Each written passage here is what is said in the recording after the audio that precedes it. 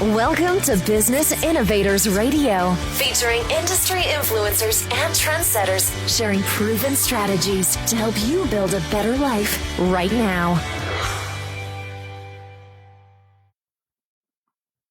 Hi, this is Tammy Patzer, and I am pleased to introduce you to our guest today, Kellie Hill. How are you, Kellie? I'm wonderful. Thank you so much for having me. Great. Let me tell everyone a little bit about Kellie before I let her tell you about health and nutrition. Kellie is a best-selling author and television personality. She is a nutritional therapy practitioner and founder of the Right Plan Nutrition Counseling and former international radio show host of Eat Well to Live Well with Kellie Hill. As a local ambassador for the American Heart Association and Mended Hearts visitor, Kellie devotes her life and work to helping others find their optimal health and lose weight using only whole foods, no cans, boxes, or supplements. She has been helping others just like you transform your life quickly and simply, not just here in the United States, but across the globe.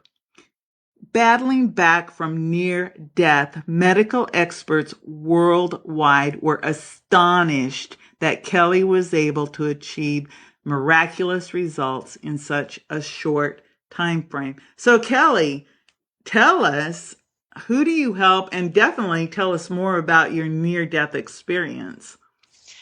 Primarily, I work with women 35 and up. Of course, as with everybody, we can always help lots of people out there. That's my primary focus because that's the generation that I'm most part of, and it's easier as we all move in toward menopause and things like that. It's a whole different talk than it is with my male client. So that's my primary focus. So, what exactly are the problems that, as obviously, as we age, we know that we change, but what are the primary issues that women 35 and up are concerned with? It varies for everybody. I mean, we have women that are sometimes just going back into the workforce after being stay-at-home moms, and so their eating plans are radically different. We have women that are continuing to be stay-at-home moms and are busy. They're hustling their kids from soccer practice and ballet practice and trying to figure out how to find time for themselves.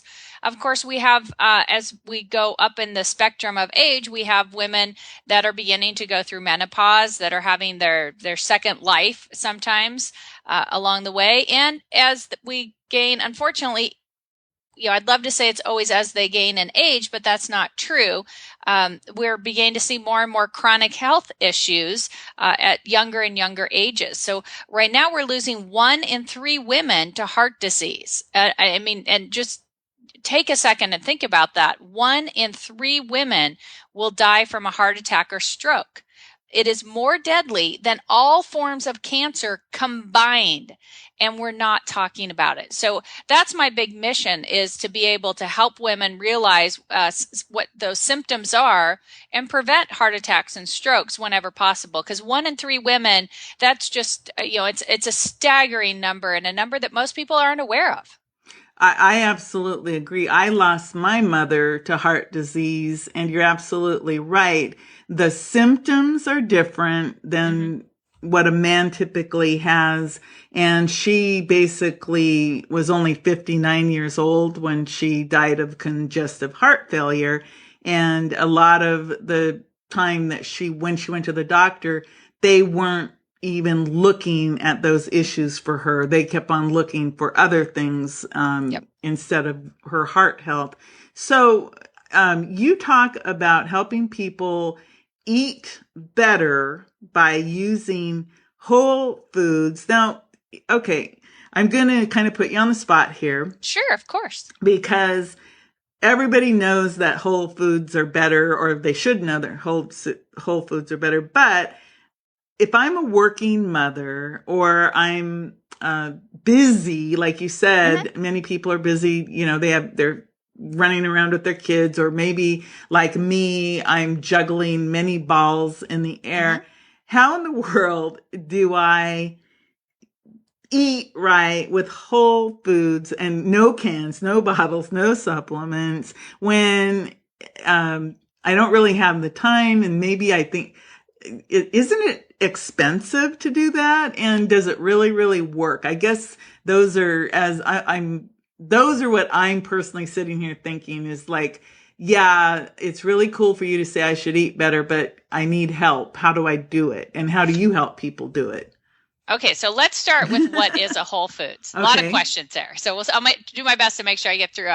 So first of all, we got to start with what is a whole food. So whole foods are real foods as close to their original form as possible. So think like a whole fresh strawberry versus a slightly processed, squish it up, make a jam, versus the packaged Smuckers or something like that has added sugar, sometimes corn syrups, flavorings, colorings. Then we keep going down that continuum. We get to like strawberry Pop-Tarts, which are just full of bad ingredients and colorings. Well, the reality is that whole food, the strawberry in its regular form, that takes nothing for you to do. You buy a few of those or grow a few of those, whatever, somebody likes to do, and that's your snack. That's completely just as easy as grabbing the Pop-Tart on the way out the door as grabbing, a little, handful of strawberries. So, for the most part, when we talk about whole foods, we're really not talking about stuff that takes a lot of processing to do. I am a full-time mom. I work more than full-time. I travel 1 week out of every month, and I can easily make time for this. And I'm not going to spend more than 30, 45 minutes in the kitchen at any one time. I got better things to do with my kids too. So, I'm very, very specific about the fact that I don't want people to spend hours and hours in the kitchen. I mean, once in a while, maybe Thanksgiving or something like that. That sounds like a great idea, but the rest of the time that, I don't want to do it either. And so it doesn't take any more time. It does take more planning. And that's the big piece, that we have to teach people to do, how to plan so that they always know what's going to happen. And the more we can remove that confusion, the easier it gets. So it's the same thing. We all experience this. It's whether you're picking up the kids or getting off work or whatever your lifestyle's like, and all of a sudden it's dinner time. What's for dinner? And then the question comes in, I don't know what's in the refrigerator, or you maybe even get home and you look in the refrigerator and you're like, I don't know. I don't see anything. And then all of a sudden it's either, a quick run through the closest drive-through or ordering out or whatever. And in many places, especially in super large cities, you can order and actually order something really healthy.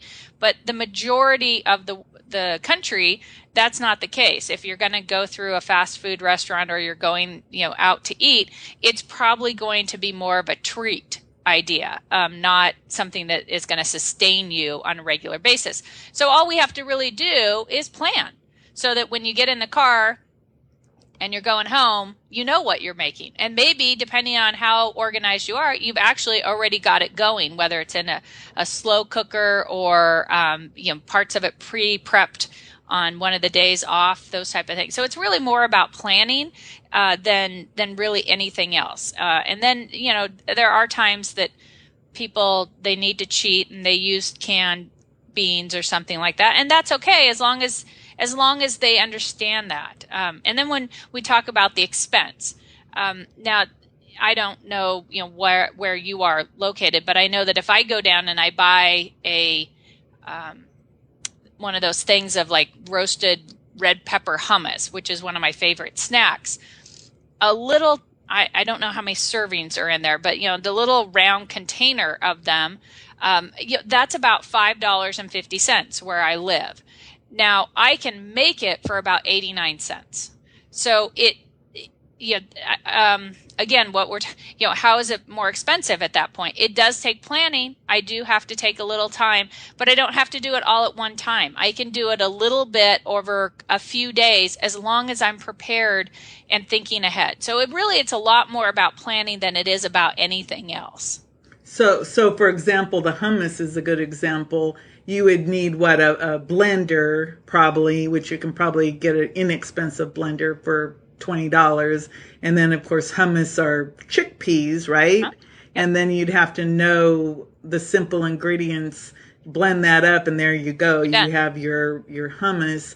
And that for me, one of my things is vegetables in general. I like vegetables when I eat them, but I guess I grew up in the era when my mother, we were served canned Mm-hmm. everything, never had really fresh anything.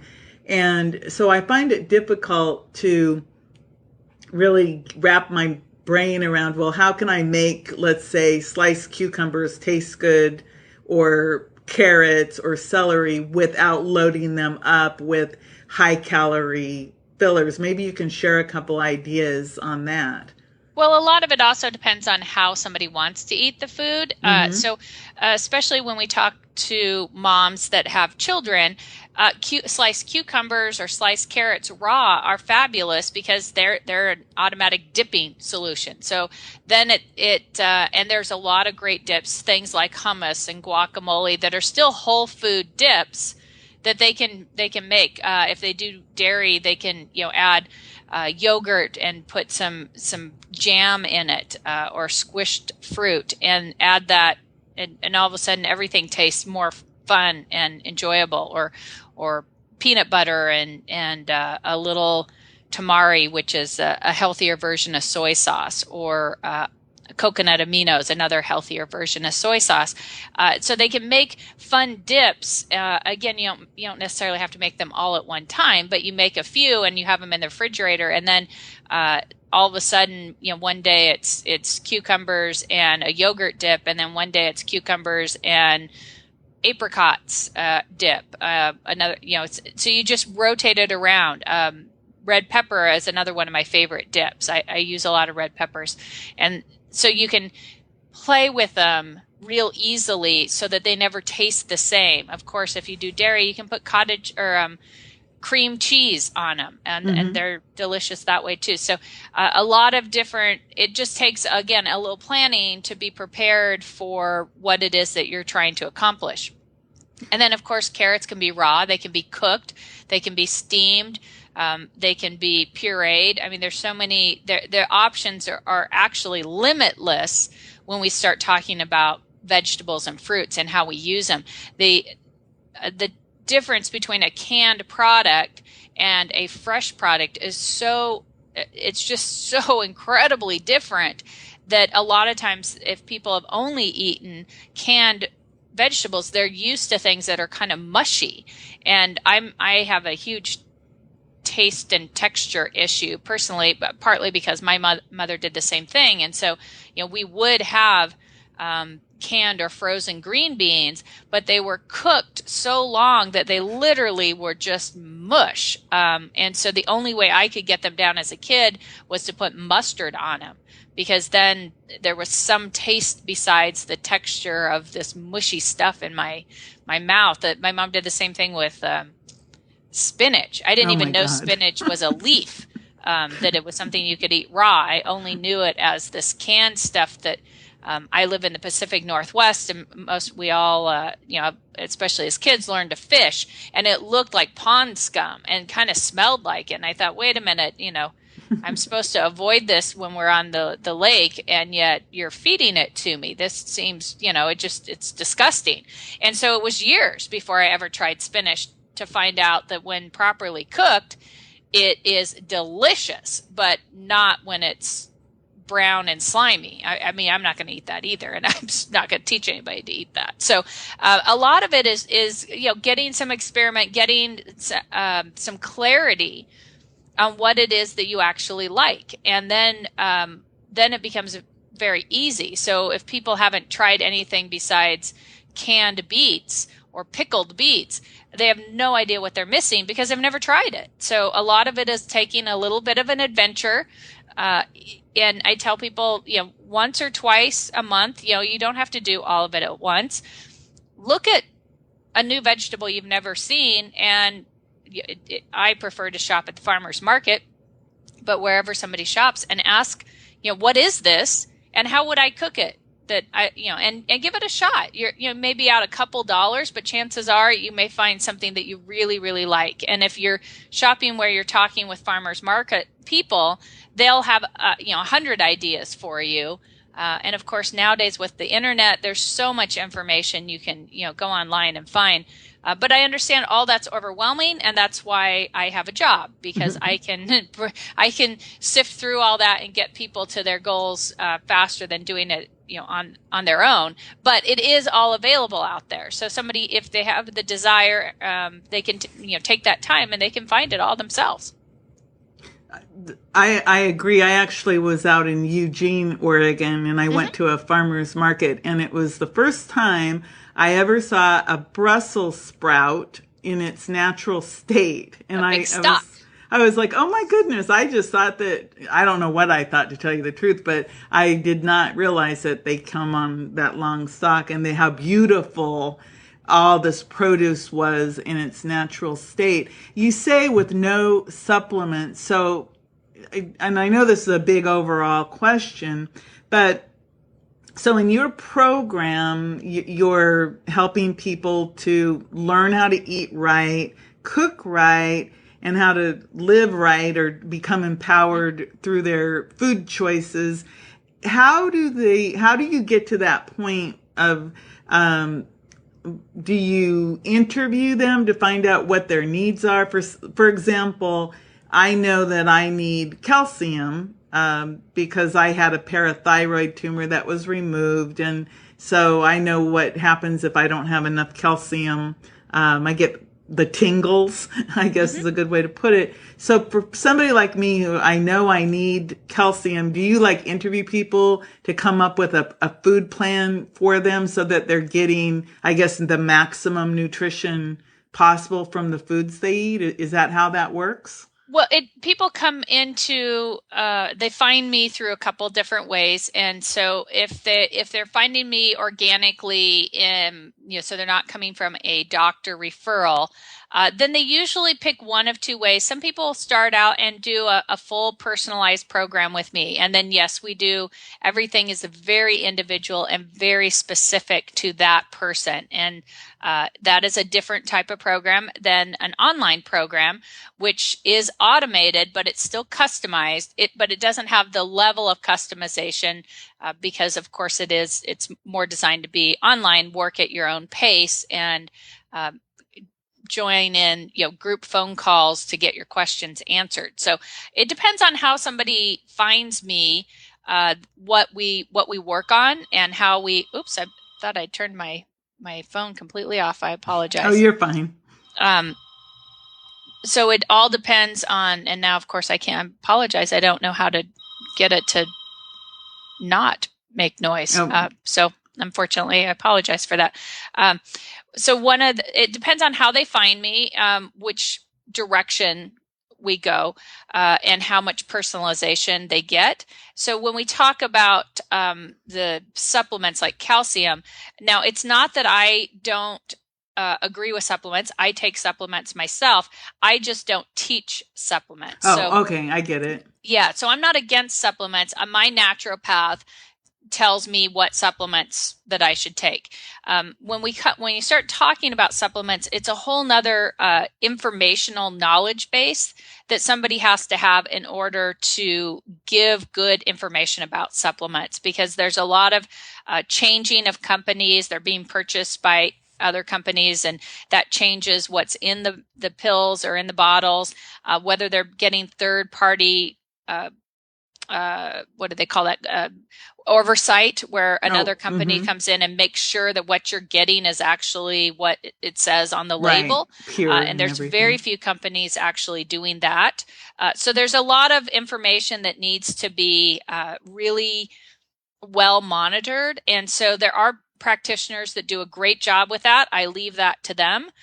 If somebody has a doctor or naturopath or osteopath or something like that, then I have no problem working with them to make sure that what we're doing works well with whatever supplements they're recommended. It's just not my knowledge base to know. I do have a big book. I can look things up, but it's just not, I mean, anybody who has been to somebody that's a good supplement practitioner knows how quickly they can say, oh, well, okay, you need this, this, and this, and you're going to, take two times a day. And, and they know the therapeutic doses and they understand what's going to work together and all that. That's just not my part of the job. So I'm not against supplements. I just don't teach supplements, and I don't use them as the primary focus, because what I really want people to be able to do is get healthy on their own volition without spending a lot of extra money. So we just switch food. So their grocery bills aren't really going to go up.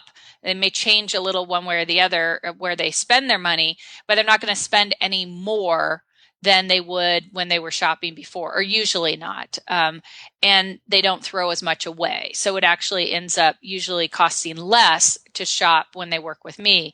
When we start adding in supplements, those are extremely high ticket items that if they're working, they're great. But if they're not, it's just really expensive waste. Right. But food, the beauty of, I believe, just from listening to you, what I think is really nice is you're just talking about, hey, if you can eat better. And of course, because we're supposed to be eating real food naturally, it just makes sense that we would feel better if we're eating real food to begin with, and if we're eating the right amounts and quantities of healthy, foods. And like you said, farmers markets are an excellent way to get into where you're finding higher quality food, and you can talk to the people who actually grew it. I think and it's usually really cheaper nice too. So it's higher quality and cheaper all at the same time. But not everybody has farmers markets, right. but there's some there's still great options out there, and so we work at finding the best option wherever somebody lives, and that's and the nice thing is, for me, my platform is very solid where I stand, because I was doing this job when I started having back pain underneath my left shoulder blade. And I went to all the normal, I went to my doctor. He gave me painkillers and muscle relaxers, and nothing worked. And I went to my acupuncturist, my chiropractor, my naturopath, and everybody kept saying, it was nothing. And as a woman, especially, I think we have the quickest tendencies to trust those people and assume that they know what they're talking about. And I made that assumption until it got so bad that I couldn't breathe. It hurt so bad. And I ended up in the emergency room with a doctor telling me that there was nothing wrong with me, that I was having a panic attack or indigestion, or that it was possibly even in my head.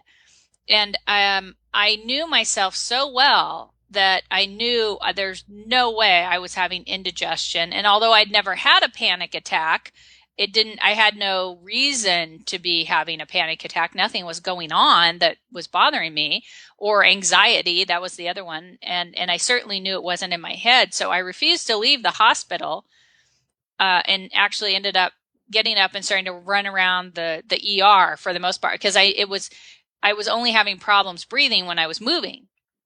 And so I went around and around the ER, and I grabbed the doctor. I said, hook me up. You're going to see what I'm feeling. And it's about the last thing I remember. I remember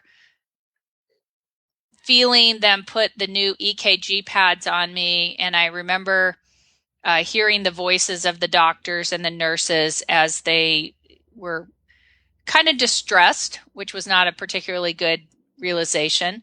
I remember seeing, when I vomited all over the doctor that told me that there was nothing wrong with me, and having a little satisfaction in that moment.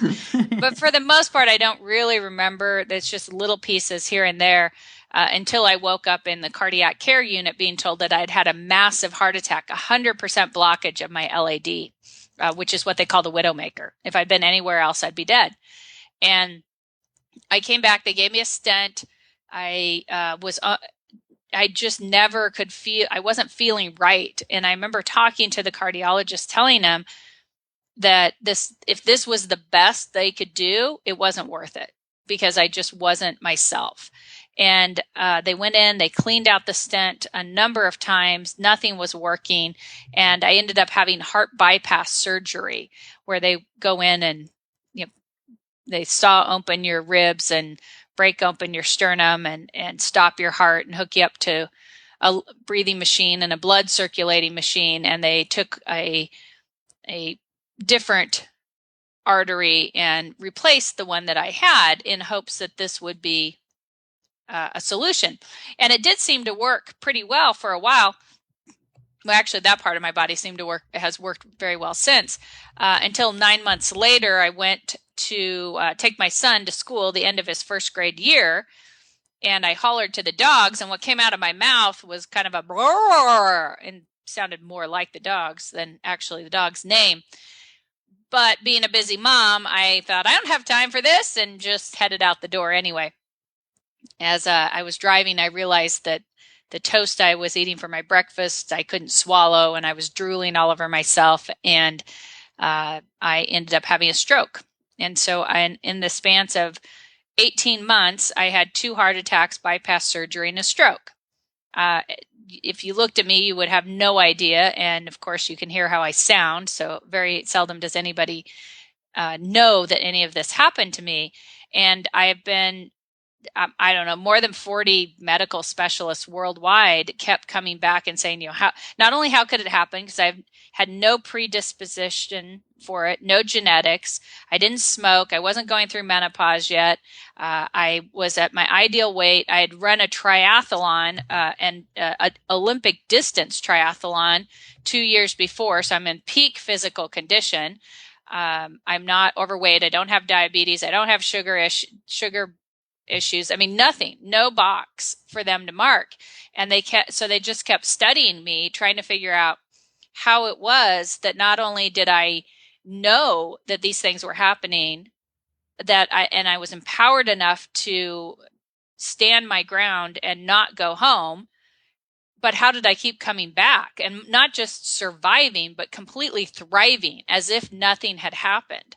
And they all came back to the same thing. It was my healthy diet, that I had eaten so well and understood my body so well that I could identify the problem before it ever happened.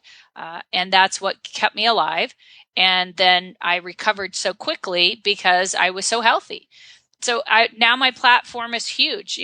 When the American Heart Association reached out to me and said, we'd like you to do some speaking on our behalf and tell your story, I realized this is that moment, that turning spot that we all have at some point, that our light becomes pinpoint and we know our path, and this is my path. It took me 3 times, I guess you could say, being slapped around by whatever deity you believe in, trying to get me to pay attention. But I finally figured it out that this was my mission, and I'm alive to be able to help other people, especially women, keep from having this happen, because we're just losing too many. And if people feel like they don't have the time or they don't have the money, I understand those arguments. I certainly do, or they're confused. But if they've tried everything and it hasn't worked, then they certainly haven't tried the right thing. Right. Trying everything isn't the same as trying the right thing. We have to build a good foundation to work from, and then we can have fun and enjoy it. And, if people don't have time, then I challenge them. Work with me. I'll find the time. I guarantee that I can find time in your week for you to be able to make a healthy choice. Because if you don't find the time now, you're going to be doing it when you're dead, because the time is right now. And it's not really about money. This is about just refocusing where you spend your money. There is no extra things to buy. And that's part of the reason that I don't talk about cans or boxes or supplements, because when you go down that path, it can get really expensive. I know that there have been times where I looked at the list for my naturopath and he's talking about $400 a month in just supplements, and that does get expensive. So that's part of the reason I don't deal with that, and we deal with what we can in Whole Foods, because those are the things that you're shopping and buying anyway. So we just switch, like I said, from the Pop-Tart to the whole strawberries. So, in other words, you can eat better just by choosing the right types of foods. And everyone, your story was just absolutely amazing.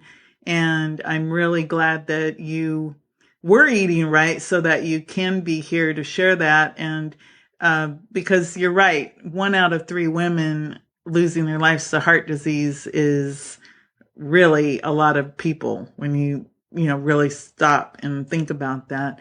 Well, Kellie, I really appreciate the time that you took with us. Where can we find out more about the Right Nutrition Plan? That is the website. It's called The Right, and it's RIGHT, as in the right, nutritionplan.com. Okay, so people can go there and get information to contact you. And I really think I'm going to go there and check it out because everything you said today made perfect sense. And I think you blew a lot of the myths of what healthy eating can be about. I think you blew them out of the water. Well, it doesn't have to be bland and boring. It's right. It can be a lot of fun and not take forever. And there's a bunch of free recipes on the website, so people can get started there and see if they like the idea of whole foods. Thank you. I appreciate it. Well, thank you for having me. I really appreciate getting the opportunity to continue getting my mission, my duty as a survivor out there, and get the word out to people, because we do need to stop the 1 in 3. This is Tammy Patzer. Go make it a great day.